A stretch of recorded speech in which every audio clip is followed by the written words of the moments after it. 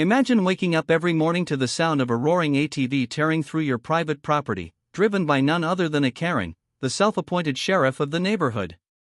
She insists she can trespass because of HOA rules, but here's the twist: I'm not even in the HOA.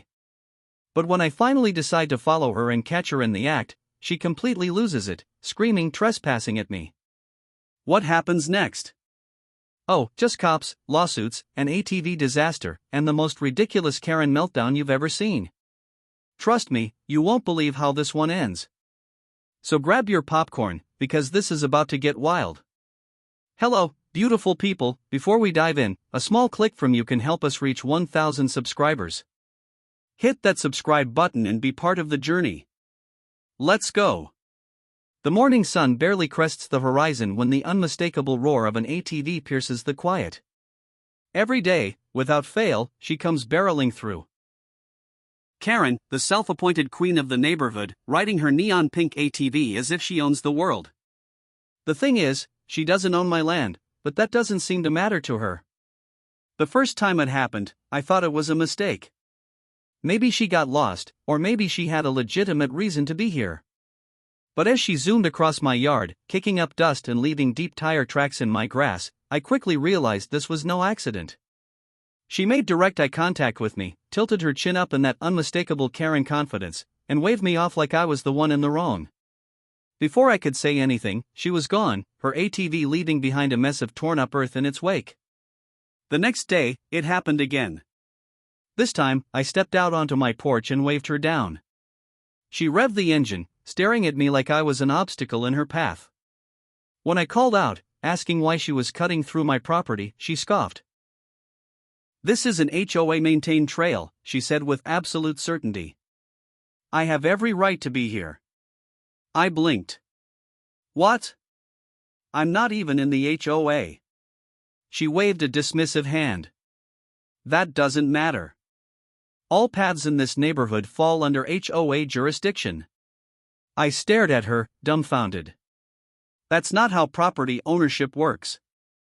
Instead of arguing, she hit the gas and took off, the roar of her ATV drowning out anything else I could say. Over the next few weeks, her rides became a daily ritual. Morning, afternoon, sometimes even at night. No matter how many times I told her to stay off my property, she always had an excuse. The HOA rules say I can, or this land has always been open for community use, or my personal favorite, you're just mad because you don't have an ATV. It was like arguing with a brick wall, except this one came with an engine and an overinflated sense of entitlement. Then came the day she got stuck. It had rained the night before, and the ground was still soft with mud.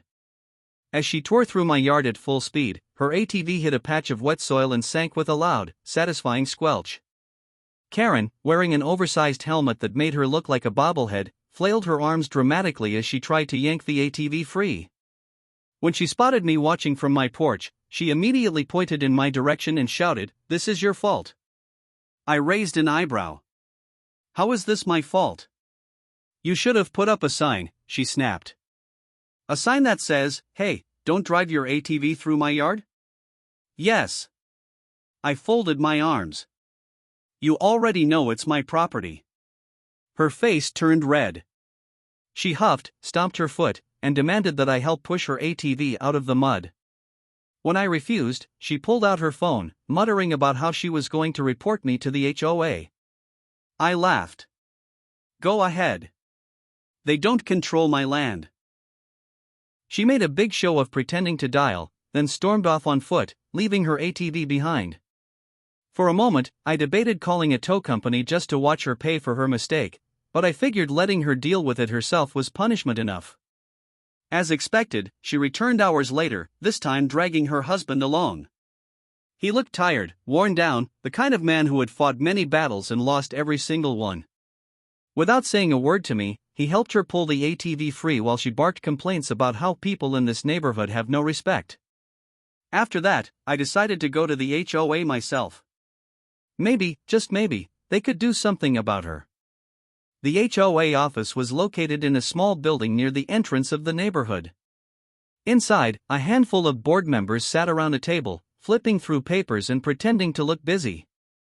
When I explained the situation, they exchanged uncomfortable glances. One of them, a guy named Chad, cleared his throat. Yeah, we can't really do much about her. I frowned. She's trespassing on my property. Another board member, a woman who looked like she regretted ever signing up for this job, sighed. She does this to everyone. We've warned her before, but she doesn't listen. So, that's it? I asked. You're just letting her do whatever she wants? Chad shrugged. She's persistent. That was the understatement of the year. Outside the office, Chad caught up to me. Listen, he said in a low voice, if you really want to get her off your back, you got to play her game. I narrowed my eyes. What do you mean? She doesn't back down unless she's forced to. She thinks HOA rules protect her, but they don't. If you push back hard enough, she'll break her own rules without realizing it.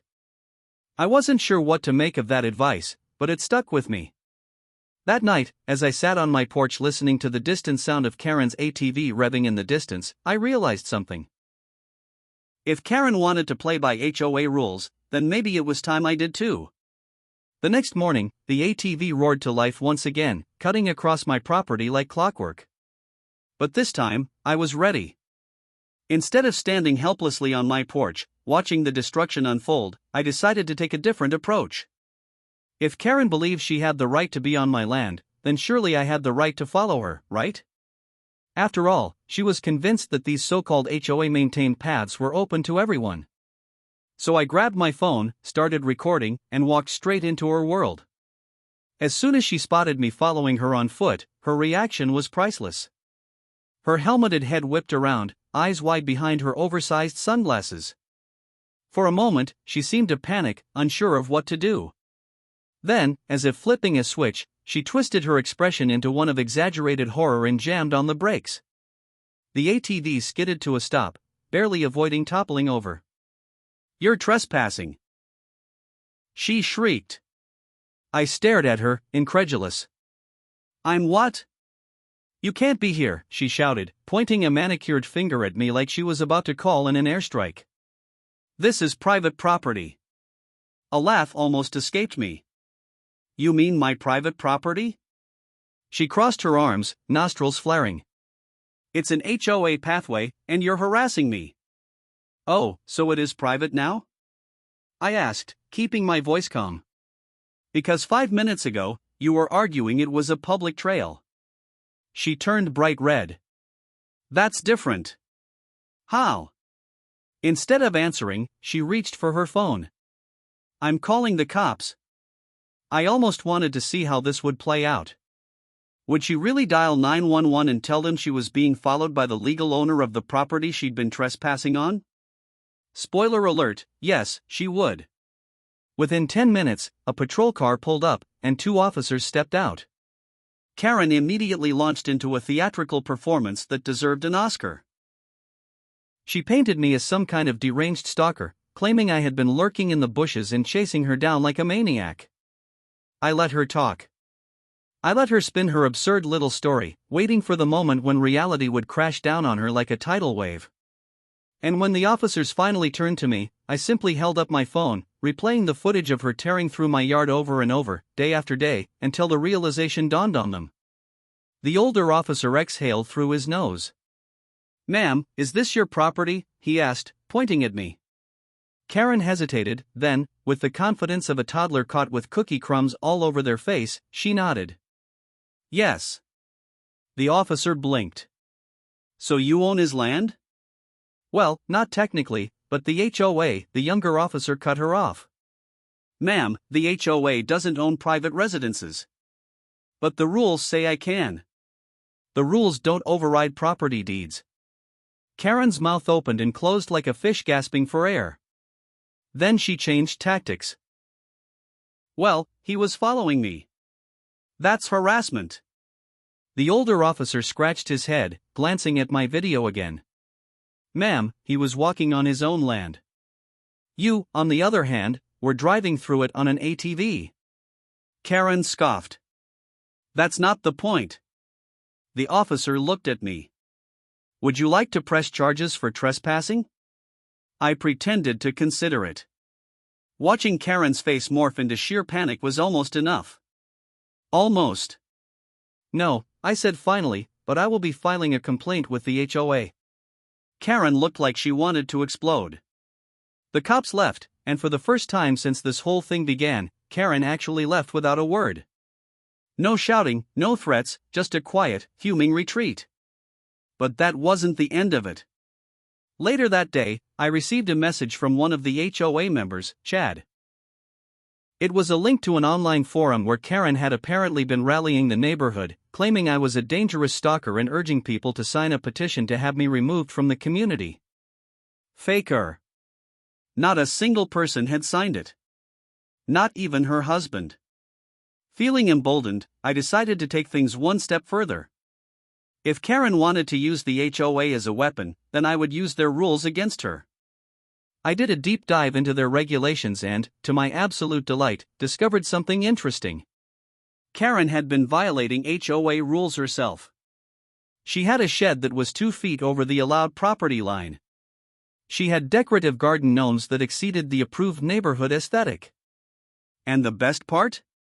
Her ATV itself wasn't even registered with the HOA, a violation that came with hefty fines. Armed with this information, I sent a formal complaint to the HOA board. The response was swift. Within days, Karen was hit with multiple violations, each accompanied by a fine. She was furious, of course, but the rules were the rules, and for once, they were being enforced against her. The next time I saw her, she was stomping around her yard, muttering under her breath as she angrily yanked her gnomes out of the soil one by one. She caught sight of me watching from my porch and glared. Enjoying this, she snapped. I grinned. Actually, yeah, a little.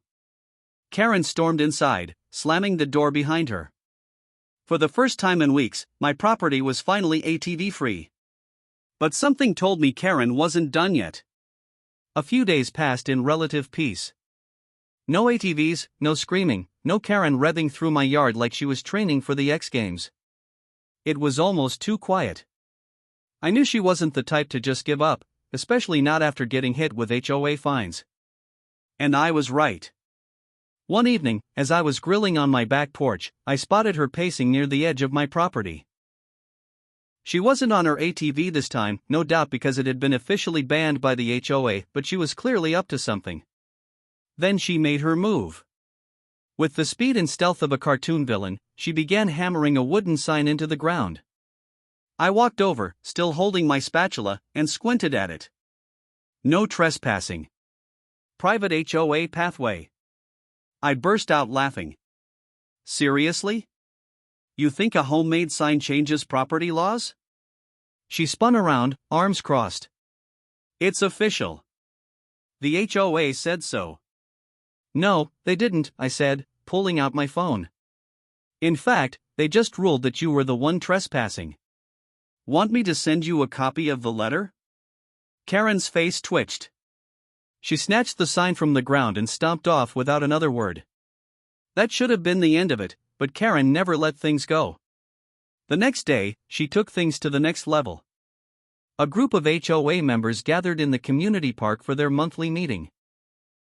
I didn't usually attend these, but when Chad messaged me saying, "You might want to show up for this one," I knew something was about to go down. I arrived to find Karen standing in front of a small crowd, passionately waving a stack of papers. This neighborhood has standards, she was saying, and certain people are bringing down the value of our homes. I frowned. She wasn't just ranting. She was holding a petition. As many of you know, she continued dramatically, we've had an issue with trespassing and harassment. I've personally been stalked and targeted in my own neighborhood. I raised an eyebrow. You mean on my property? Karen ignored me.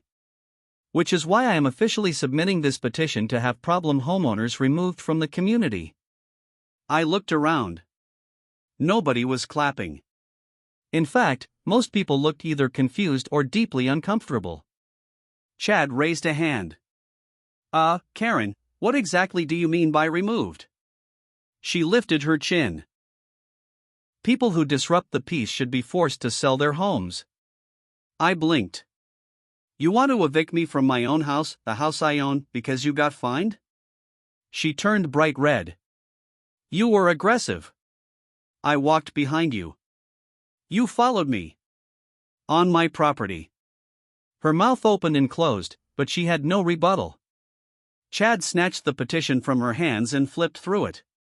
Karen, there are literally 0 signatures on this. Her jaw clenched. People are scared. Of what? A guy barbecuing on his own deck, someone else muttered. Karen looked around, realizing she had absolutely no support. Then, with as much dignity as she could muster, she snatched the papers back, mumbled something about corruption, and stormed off. The HOA members turned to me. One of them, an older woman named Linda, sighed.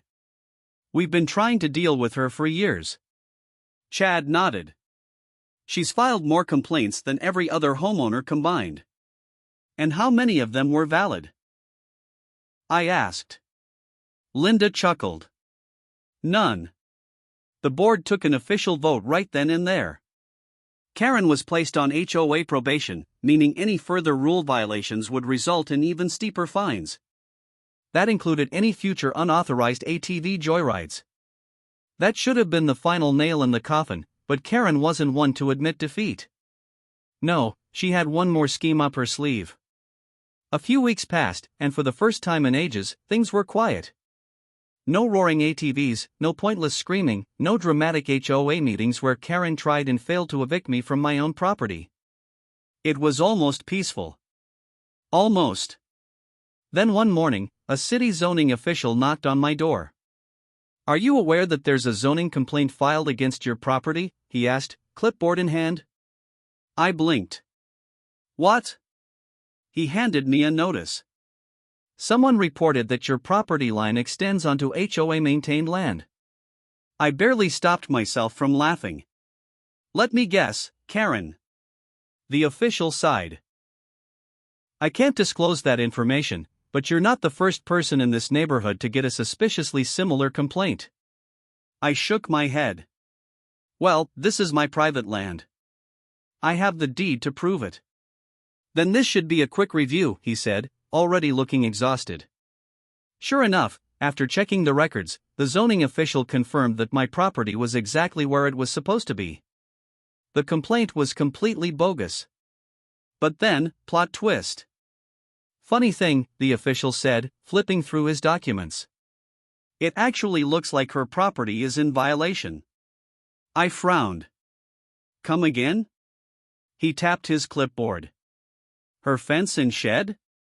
They extend 2 feet into public land. I stared at him.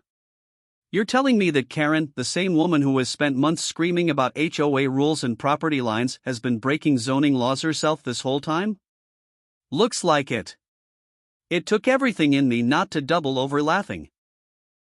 A few days later, another city official arrived, this time to deliver Karen a notice.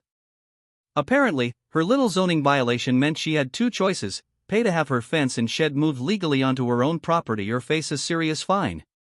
Karen, being Karen, naturally refused to accept reality.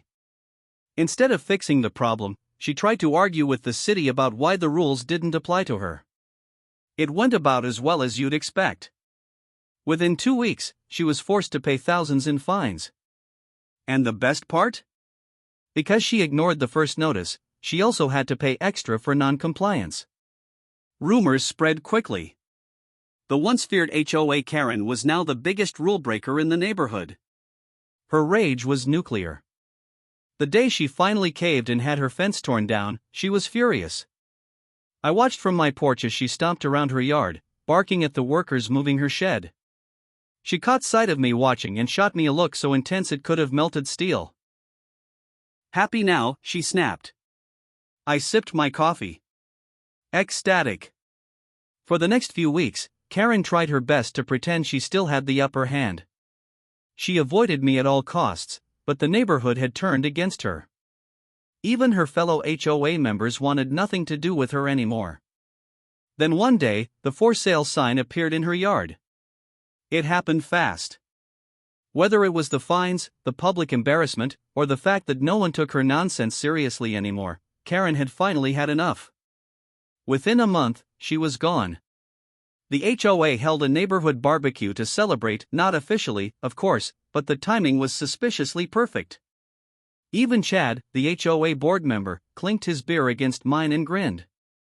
Neighborhood's been a lot quieter lately, huh? It was over. Karen was gone. Peace had finally returned. But just when I thought life had settled back to normal, a moving truck pulled into Karen's old driveway. I watched as a woman stepped out, stretching and surveying the house. She caught me looking and waved.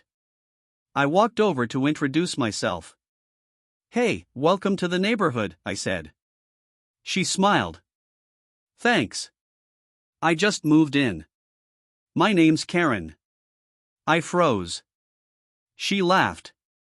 "Don't worry, not that kind of Karen." I exhaled, relieved. Maybe this one wouldn't come with an ATV.